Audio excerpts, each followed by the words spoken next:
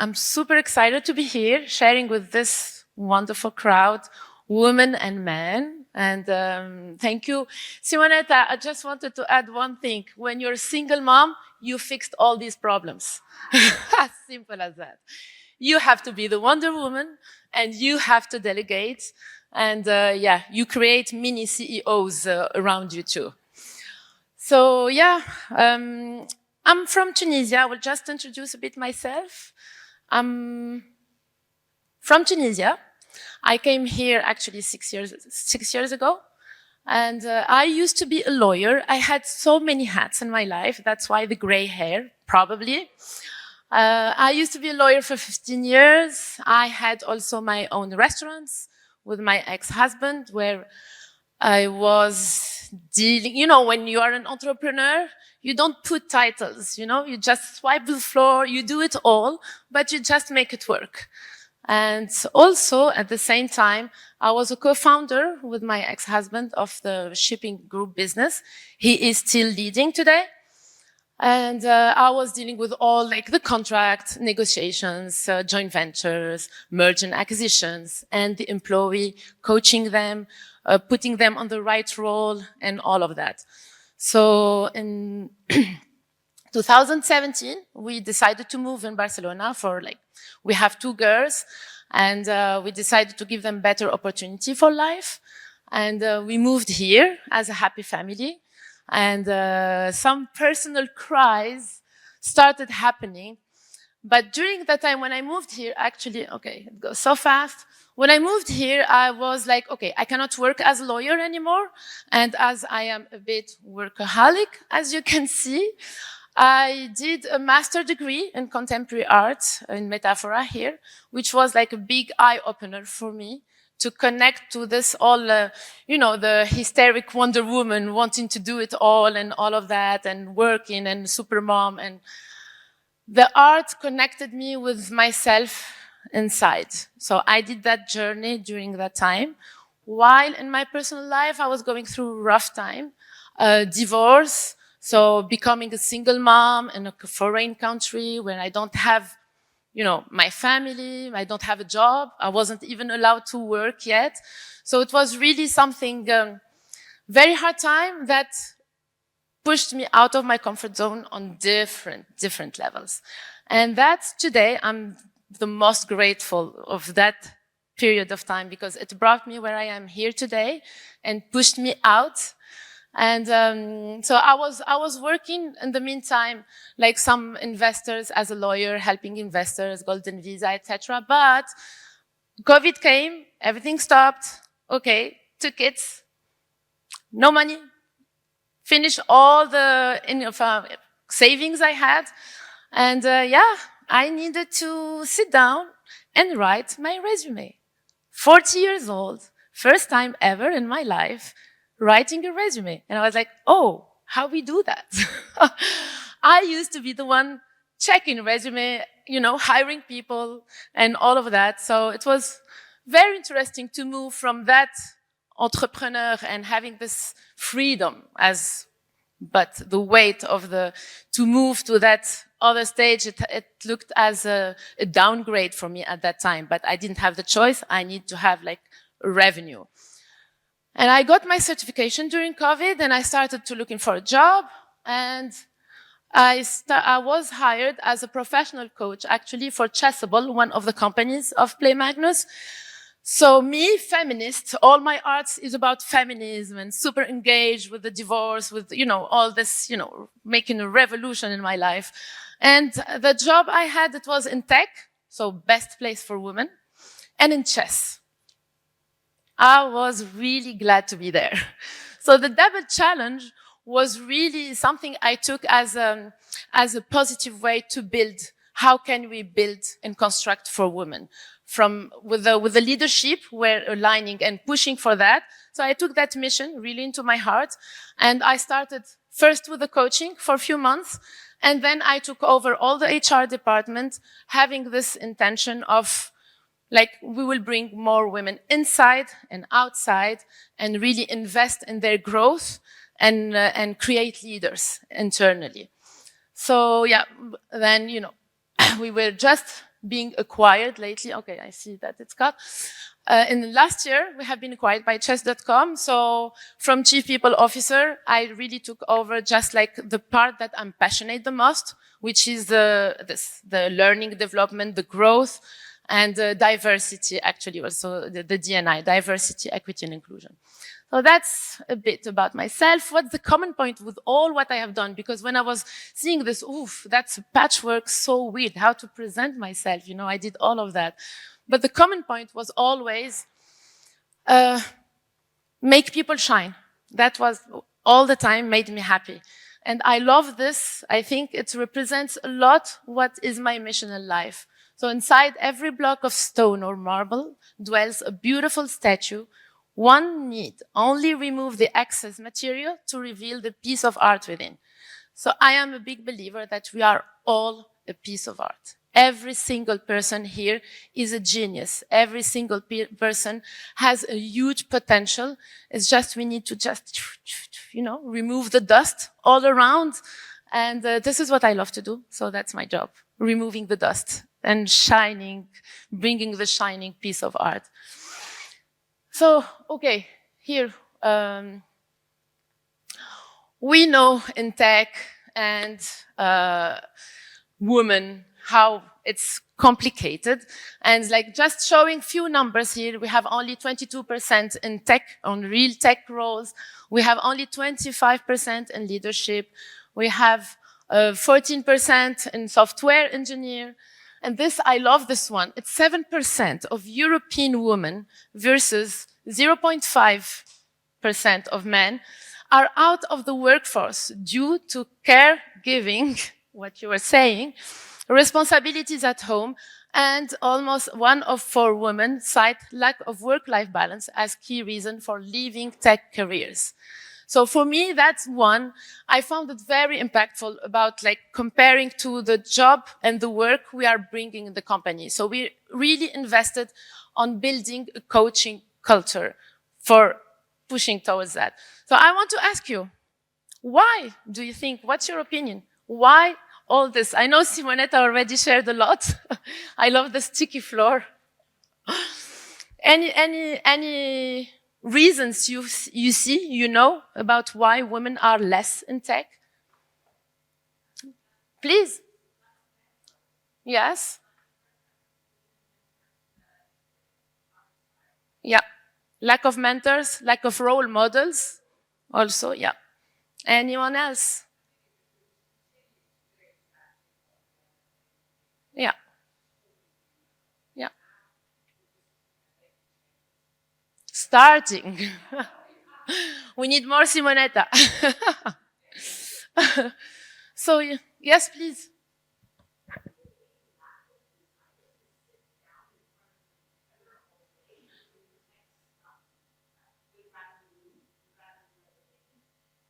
Yes, but it's I'm talking about the one who would like to, but they don't. You know, a lot of people, they love that, but they drop it and they don't go there. So yeah, of course, that's like, you know, it depends what are your skills or what your passions you're passionate about. So, true, exactly. The culture, it's with all that, every single thing, it's the culture of the company too. Uh-huh. That's why I'm dressed like this. True. Exactly.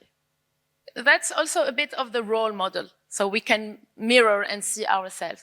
So lack of support also, you know, from the teacher, from parents, from managers, from politics, because also we excluded somehow women from engineering, from computers, from, you know, it's not really women, you know.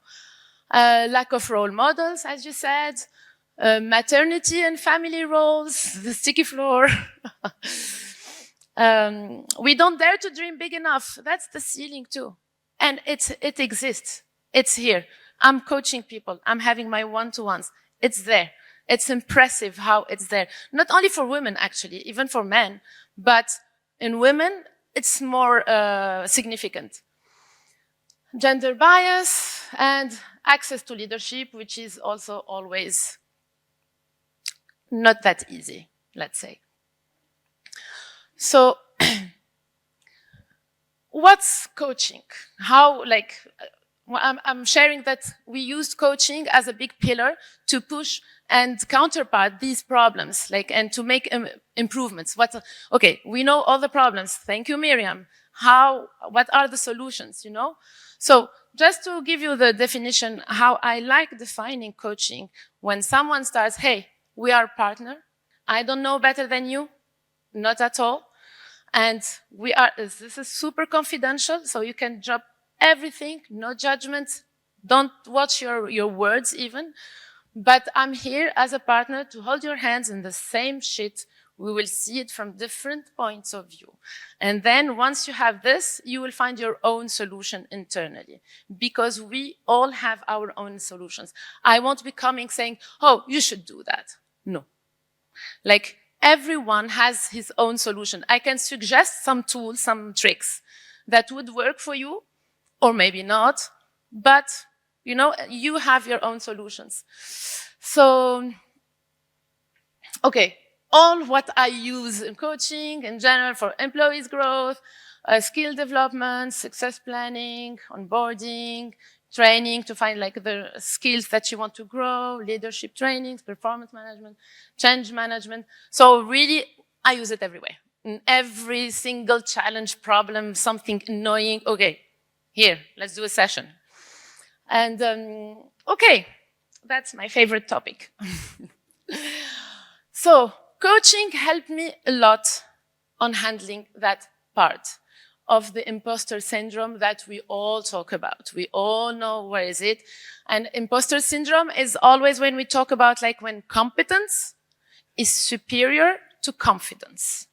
And often people, the internal speech is about like, I'm not good enough.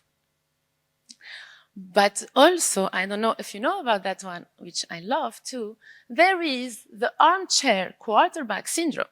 Is when competence is really inferior to confidence. And we all know someone like that.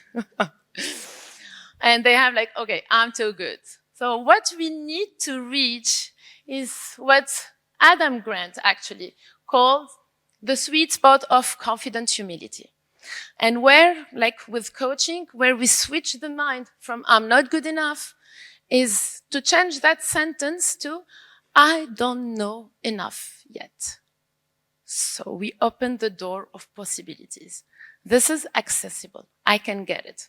By efforts, by learning, I can get there. And that's a big change. I see it, how effective it is like switching that limiting belief of I'm not good enough to, okay, I don't know yet enough. And so, coaching is also about to get to know ourselves and our abilities and our super strength. And here I would love to ask you, do you know yours? Juan, tell me. Yes, your superpower.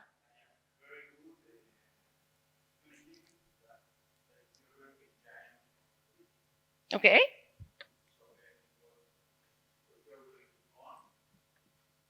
Thank you very much. I'm good on telling people what they really are good on, but clicking them. So pushing them into, oh yes, and that, I want to do that.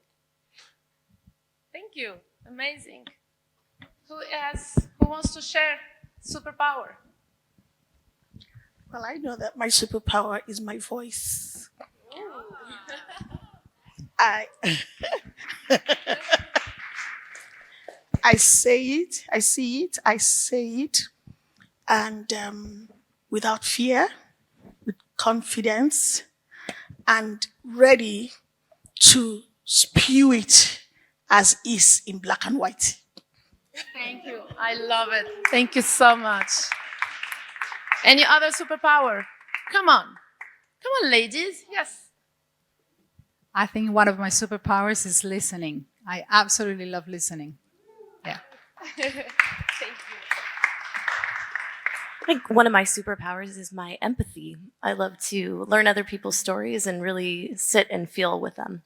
Amazing. Thank you. Super. Let's go.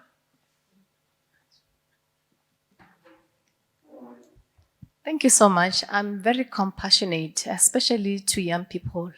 I like to reach out to young people to try and solve their problems. Yes, I cannot do everything, but I really like listening to what they're going through and trying to find solutions for them. Amazing. Thank you. Thank you so much. So I love that. You know what I'm going to share with you? Okay, wait. I have two microphones. I'm confused. Okay, I'm going to put this one here. And, okay. So the superpowers in general is, for me, like I love doing, I said 10 vs 3. What is it? So when I start coaching sessions, for example, and if it's a man, and I'm saying, okay, please give me your superpowers. He was the first one raising hands, wanting to share his superpower. It's not by chance. It's that self-confidence and self-esteem. So I have, when I'm coaching someone, when I'm coaching a man, we reach 10, easy. I'm this, they know. When I'm coaching a woman, the third one, I'm begging her to find it. I'm like, please think more, you know? And it happens all the time. So, yes, there is a difference on the self-confidence.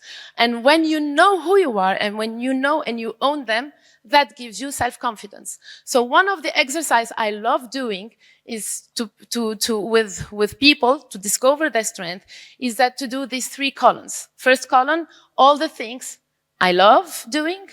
I lose notion of time. I do well on a repetitive way. Like often people will tell you, oh, but that's great. And you are like, no, it's normal. You know, that's a superpower. And it gives me pleasure.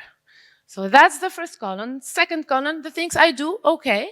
The third one, the anxiety column. The things I hate, what will give me anxiety. These ones, delegate. Forget about them. In general, that's what I try to do. This is how I build our teams, actually. So, yeah. What are yours? So, Clifton Strength is also something I can recommend to all of you to do. It's really very deep. It gives you a very nice overview that you will keep forever. You go back and you will see, oh, yes, because I'm that. I have that superpower. So I am personally an activator, maximizer, achiever, connectedness, and learning. Connectedness is when you believe and everything happens for a reason. So yeah. That's why unfortunately it doesn't work with me. Okay, then here. Another trick we use with coaching on how to boost self-confidence is like really the ceiling. This is how I address the ceiling. It's an exercise I love doing. You can always do it. I do it for everything in my life, everything I want to reach. And I ask them to use, okay, what if you have a magic wand? Let's forget about reality today. It's a magic wand. We are crazy. And everything is possible. It's impossible to fail. Completely impossible. Where would you see yourself in, I don't know, 6 months, 1 year, 5 years? 5 years is too long now. Nowadays, 1 year. So it's something that I noticed that helped me a lot on breaking that ceiling. And with this exercise, I have so many testimonies, like really, you read them, like you laugh. And someone, like just to share the story, someone, when I said that to her, she was like a developer in the company, and she said to me, okay, my dream is to have a manager for our team. I know we are hiring, but that's my dream. Okay, first thing, most important thing of her life at that time. 2 weeks later, 2 weeks after coaching, she was like, Myriam, I have a problem. They hired a manager. It's me. It cannot be him. As simple as that. So it's really like just the déclic she had during this conversation, and she realized that she is able, and she was already providing that. And but she put that thing that it cannot be her. That's it. Even though she was doing it. So the exercise is like this. So you can do it by yourself or do it even for your kids. So you ask first, the third column, you said, okay, magic wand, dreamy situation. Let's visualize it, put in details. Then you go to the first column, too fast. Okay. Today, you describe what's the situation. What is it exactly? So today, it's like this. Comparing to that bullet point, it's this without judgment. Then I'm asking, okay, what do you need as small actions or baby steps to take that will take you from column 1 to column 3? And then we start working on that. Oh my God. Oh, okay. In the middle, at the end, we have an action plan. So from daring to dream, dreamy situation, magic wand, we have goals that finally at the end, we see it's achievable. And my thing is always like, it will be great intentions as far as you put them with a date and a time in your calendar, all these actions. Once it's there is no reason to not reach your goals. So it's really super powerful exercise that I used. And I know people now today that are doing it by themselves. They use it for their team. They use it for their onboarding. So yeah. So I call it also the grow model. So you define goals. What's the reality? What are the options? And then, okay, I will do that. And baby actions, that's my philosophy always, baby actions, baby actions. That's like not big achievements, but baby actions, consistency, that baby wins will bring big achievements after. When you look back, oh, I'm here, how did I reach that? It was just a result of baby actions. Okay, the other thing, work-life balance. And I don't like to talk about balance anymore. I call it integration. We are not balancing nothing. We are working all the time. We are connected all the time. Now today with remote, our company is fully remote, fully async. We are covering 65 countries from all over the world. So these also some of the things that to be taken care, the wheel of life, you can find it on internet even, to make sure that you are set, like putting the energy to all areas of your life and not, or at least being aware and then making choices. Okay, what are my priorities after? And okay, I'm sharing here just my calendar. That's next week. Okay, this is how, for me, time management and energy management. So when we talk so often about time management, yes, great, amazing. But energy management also, what gives me energy, where I give energy. And this needs to be balanced and be taken in consideration. So yes, all the yellow, it's about what feeds me. It's my workout. The green is my focus time, no meetings, purple is coaching. Yeah, see. The red is social. So this is how I'm organizing myself. It's like once during the weekend, 30 minutes, I plan everything. And Monday, I start like a robot. I'm just following because I have the control of my life. I decided what I'm going to do with my week and what results I'm going to have. So it's different from, okay, now what should I do? Here, all the time, that energy consuming, that technique you can win between 5 and 8 hours per week. Easy. And you make sure you take care of yourself.